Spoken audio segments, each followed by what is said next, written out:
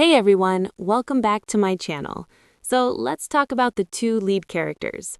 First comes Jen, who plays Lalin. Second comes Jang Jang, who plays Kunwin. So at the beginning of the scene, we see Lalin. Today is her first day at the office. She arrives at the office and meets all her colleagues. She was worried that she might not be able to adjust there, but her colleagues treat her well, and she quickly gets along with everyone. She's a new person here, joining the sales department. A girl working there quickly approaches Lalin and holds her hand. Lalin, I'm really happy you came across this post. We were wondering who the root person might be. The girl shows him the entire office, gives him all the information, and also says that she will never even by mistake go to the accounts department. Kunwin is there, who is a very arrogant and rude person. Confronting him, angering him, or fighting with him over anything is a big deal. That means today will be your last day at the company. Got it? So please don't dare cross that department, okay? Lan says, so that's so true. Who is this Kunwin? I want to see him too. In the next scene, she musters some courage and heads towards the accounts department. She wants to know if Kunwin is so out of shape that people are afraid of him. Just then, an office employee comes and asks, can you please deliver these files to Kavitka's room? Lan takes all the files and goes to Kavitka's room and knocks. There was a person sitting there doing her work. If you really have something important, come in. Otherwise, don't waste our time. Everyone is busy here. Lan realizes it's probably Kavitka's assistant. Well, I haven't come to waste my time. I've come to meet Kavitka. I need to talk to her. Just then, a person comes rushing in. Kunwin, this time I've got some solid news for you. I found out how the self-department is experiencing such growth. Lan's heart skips a beat. It's Kunwin. She then looks at the nameplate outside. Kunwin, that means Kunwin and Kunwin are the same person. Kunwin, the manager of the accounts department. Finally, Kunwin adjusts her glasses and looks at Lan. They make eye contact, and Lan feels a strange feeling. Kunwin tells the girl next to her, go do your work. I have all the information about the other department. And you, young Nung, so what were you saying? You need to talk to Win himself? And you didn't come here to waste your time, so tell me what you want to talk to me about. Lan becomes completely flustered. Her voice shakes. I'm sorry, I must have misunderstood. Saying this, she takes all the files and runs away. Time slowly passes. The next day at the office, Lan is working on her disk. She is given a task to photocopy some photographs. In the next scene, while she is taking all the photographs and photocopying them, the machine encounters some problems. A red line appears and the entire machine starts shaking. Lan becomes very nervous. There was no one around her at that time. Just then, Kunwin enters. She comes and turns off a button which fixes the machine. If you keep up like this, you'll be fired from this office very soon. This was your first time, that's why I didn't say anything, but the second time there won't be anyone to save you. Slowly, more time passes. Kunwin's fight with Lan is getting worse. One day after lunch, Kunwin calls Lan to her cabin with some files. Lan had already spent the entire morning completing them. When she gives them to Kunwin, Kunwin checks them all over. Kunwin reads them all and becomes angry. Placing the files on the table, she adjusts her glasses and looks at Lan. Didn't you double-check all these files? Everything is wrong. Go and recheck them. Lan sadly takes the files. She returns to her desk, completes her work that day, and then goes to Kunwin's cabin in the evening. Her assistant isn't there yet. Because of this, all the office staff had gone. Seeing Lan coming into her cabin, Vine herself makes a bold move. She leaves her chair and sits at the front desk.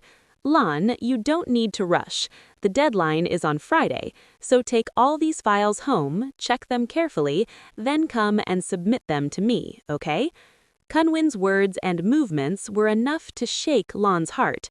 She was already thinking that today was her last day at the office. She would be kicked out of this office. The next scene shows a large, king-size bed, where Lan was half asleep. She was lying on the bed, a blanket covering her. And the most surprising thing was that another person was in her arms, silently calling Lan's name. There were red shade bite marks on her strawberry-colored body. She says silently, "Don't bite me, please." Lan gags him. "You smile so good."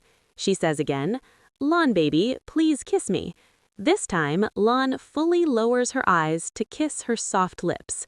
But as she leans forward, she's surprised, kind. And with that, she finally wakes up and quickly sits up in bed. Is this really her dream? Okay, but why could Kunwin be Kunwin? In the next scene, she's working on her laptop. She's been upset for a few days. Whatever was going on with Kunwin wasn't going well. They'd been fighting a lot, and Lan just wanted to resolve it. That's why she called her friend in the morning. And Lan was even more surprised by her answer. She said that if you want to maintain friendships with your enemies to sort things out with them, you should make your enemies your friends. And yes, first, you have to stop calling them Vine at yourself. It sounds like they're a very old woman. Just call them FP Vine, okay? Lan says, "Are you crazy? This plan won't work, and she's not my own blood that I should go and call her too." "Okay," her friend says. "Stupid, this plan will work. You should try it once." Yes, you'll say it and I'll have to bear it, right?" Lan says, and then hangs up. She was thinking, okay, she'll try it, because in her dream, Kun was lying in her arms and calling her land baby. She was absolutely ecstatic. Melt heartbeat next scene shows an office.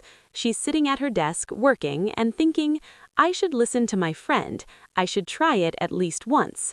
She goes down to the coffee machine to get some coffee. Just then, she notices that Kunwin is already there, taking coffee from the machine. She was thinking about saying something, but then she remembers. What if she attacks him? He'll be kicked out of the office. Oh no, she wouldn't dare. She was just thinking about it. Just then, Kunwin looks at her. Your coffee is already full in your cup. You have to turn it off, quickly. Kunwin quickly turns off the machine. Thanks, Pine. The coffee that was Lance had already spilled onto his hand. The hot coffee was burning his hand, but she was most scared of Kunwin's reaction. Even after calling out to Kunwin, she doesn't react much. She looks at Kunwin's hand once more. Kunwin, what are you doing? Your hand is shaking. Come to me, I'll bandage it. In the next scene, Vine says, if you're feeling too tired, you can go to the hospital. We provide our employees. We take utmost care of our employees. And yes, you look really tired. Go and get some rest. There's no need to overwork.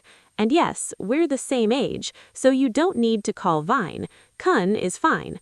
All this was too much for Anne. She wanted to run away, and she couldn't stop her heart from beating for even a second. Thanks again, Kun. I really appreciated it. Then I'll leave. Saying this, she runs away. Vine calls from behind, be careful, you might drop your coffee while walking. But who's listening to whom? Anne runs away just to save her life. In the next scene, Anne was in her bedroom calling her friend. If next time you share one of your dirty plans with me, I'm sorry, I'll pick you up and throw you out the window. Her friend says, sorry, who knew you were the same age? So if you're not in your right mind, just drink some wine. You like wine, right? Do you want wine? A little wine? Anne couldn't take her friend's teasing anymore. Shut up, don't talk to me. Her friend says, don't worry. What if plan A fails? I have a plan B. Trust me, I'll manage. Hey, I hate you. Saying this, Anne throws away her phone and goes to sleep covering her face with a pillow. Do like, comment, share, and subscribe for more.